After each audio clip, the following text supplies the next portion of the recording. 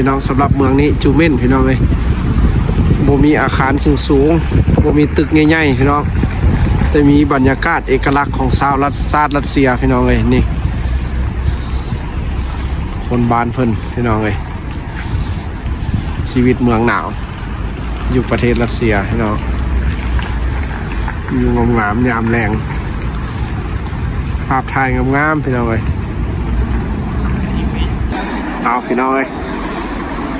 ย่างเข้ามาที่กาสือว่าแถวนี้ก็คักอีกย่างพี่น้องเลยนี่ก็เป็นซี่แยกอีกซี่แยกหนึ่งที่คนหลายขนาดพี่น้องแถวนี้คนแออัด เดี๋ยวสิพาย่างไปทางไรซะพี่น้องคือว่างามเว้ยแถวนั้นผู้คนทั่วหลายตัดเสียเด้อพี่น้องเลยงามมือนี้ถือว่าได้ประมาณชั่วโมงกว่าแล้วได้พี่น้องเลยชั่วโมงกว่าแล้วย่างมานี่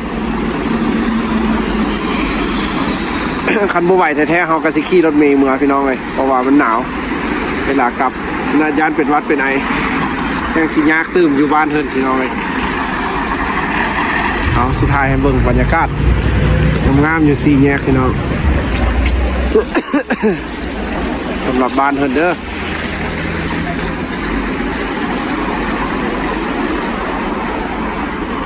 ชีวิตคนเมืองหนาวหน่อยเอา4แยกนี่แหละพี่น้องงามๆถ้าเบิ่งจังหวะไฟเขียวเด้อพี่น้องนี่เห็นแต่คลิปอยู่เวียดนามพี่น้อง อยู่เวียดนามเขาจะใช้แบบรถจักรเนาะพี่น้องเนาะเห็นคลิปคนไทยเนาะอันนี้ก็ถือว่าเป็นคนย่างพี่น้องเลยคนข้ามเส้นทางถนนเส้นทางพี่น้องเดี๋ยวก็ชิ้นย่างภาพแบบเบื้องนั้นพี่น้องเบื้องงามๆร่วมกันหลายมุม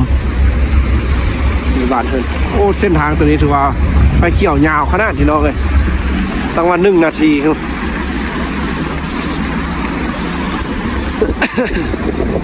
โอ้เย็นหลายแล้วได้นี่น้องนี่โอ้มันเริ่มเกี่ยมปีใหม่แล้วได้นี่พี่น้องนี่ข้างหน้านะก็จะเพิ่นจะเกี่ยมปีใหม่แล้วนี่ โนเวโกดรัสเซียแล้วนี่พี่น้องเดี๋ยวจังข้ามไปเบิ่งพี่น้องเลย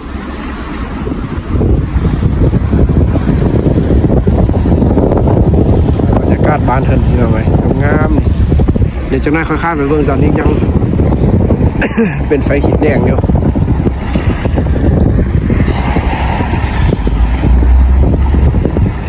โอ้เริ่มเย็นมือแล้วเด้อ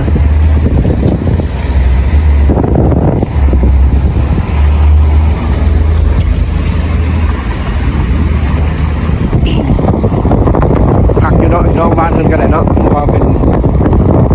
ระเบียบเทียมห้อยอยู่แต่หากคันมาเทียบความเจริญก็จะบ่เทียบพอเมืองไทยน่าจะเจริญกว่ายิ่งใหญ่กว่าเนาะแต่หากเทียบความจบความงามนี่เขาว่าน่าจะบ้านเพิ่นจะจบงามพี่น้องแม้ว่าสะอาดสะอ้างเป็นระเบียบเรียบร้อยดีพี่น้องเลย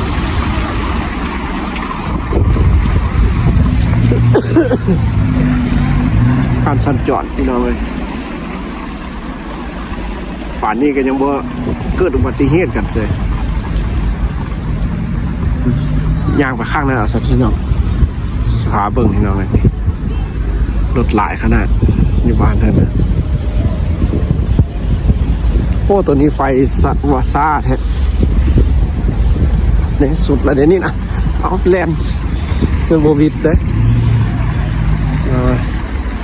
จากที่ย่างไปทางไหนบันนี้ฮอตซีแยกเลยนะนี่เด้พี่น้องอันนี้ก็โอเคแล้วนี่มันจะเกี่ยมบุญปีใหม่เพื่อนละนี่พี่น้อง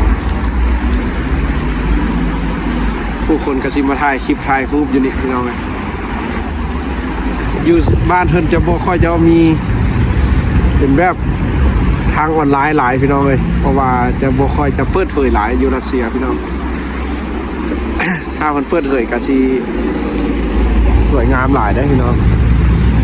พอบ้านเพิ่นก็ถือว่าค่อนข้างแบบจะปิดลับๆเลยน้อยนึงพี่น้องเลยรัสเซียอันนี้ถือว่าเป็นบรรยากาศแบบอึมครึมคักขนาดพี่น้องแถวนี้นะ เป็นมุมคึมต้นแอปเปิ้ลได้นี่พี่น้องจะเป็นแบบเนี่ยหิมะยังเต็มอยู่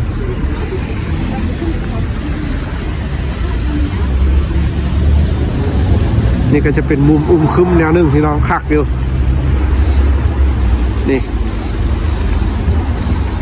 เบิ่งหิมะยังเต็มอยู่พี่น้อง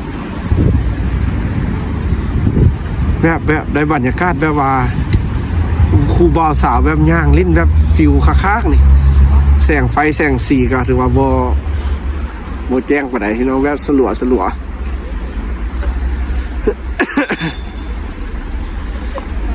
นี่เอาพี่น้องเบิ่งคันสิเป็นจังไดพี่น้องกันอ้อมแล้วนี่เดี๋ยวจักหน่อยก็สิโค้งลงทางนั้นพี่น้องออกเหนือพี่น้องเอ้ยถ้า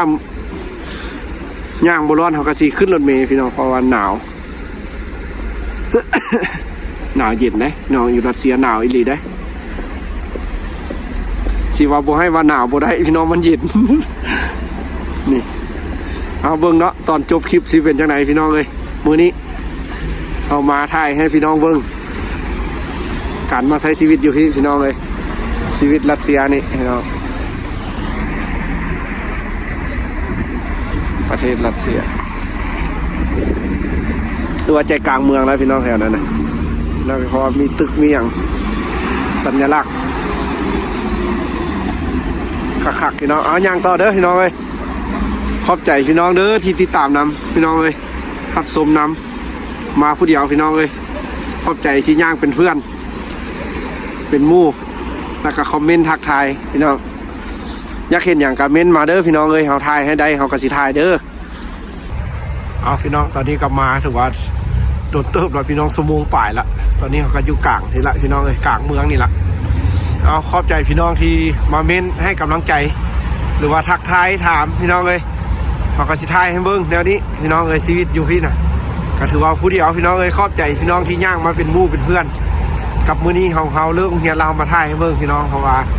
ใจเทกกระยักมาหลายมื้อแล้วแต่หากมันบ่มีเวลาถือว่ามื้อนี้ก็ถือว่ามีโอกาสดีๆน้อยนึงถือว่าได้ออกจ้างเฮียนมาไว้พี่น้องเลยเรากลับมาทายแบบนี้แหละให้เบิ้งว่าเขากลับมาใช้ชีวิตอยู่นี่ก็บ่มีพี่บ่มีน้องมีแต่หมู่คู่เดียวกันพี่น้องมาอยู่ที่แล้วก็ร่วมใช้ชีวิตน้ำกันมีอย่างก็ช่วยเหลือกันอยู่นี่พี่น้องเลย เพราะว่าหมู่คู่เขาก็บ่ได้มาเพราะว่าเขาเจ้าก็เริ่มเฮียนมาเขาเจ้าก็เมื่อยเขาเป็นเจ้าของซ่องเขาก็ได้จำเป็นต้องได้มาเพราะว่าอยากได้บรรยากาศ งามๆให้พี่น้องที่ติดตามรับชมเนาะเพราะว่าติดตามมาแล้วก็ยังบ่เห็นได้ไปเลาะไปเที่ยวไสสินะเขาก็อยากมาถ่ายให้เบิ่งพี่น้องเลยใจก็อยากมาทุกมื้อแหละแต่ค้างเฮียนพี่น้องเลยเพราะว่าที่ทิมมันนึงก็บ่ได้แล้วก็ต้องได้เอาเนาะเอาทั้งสองทางพี่น้อง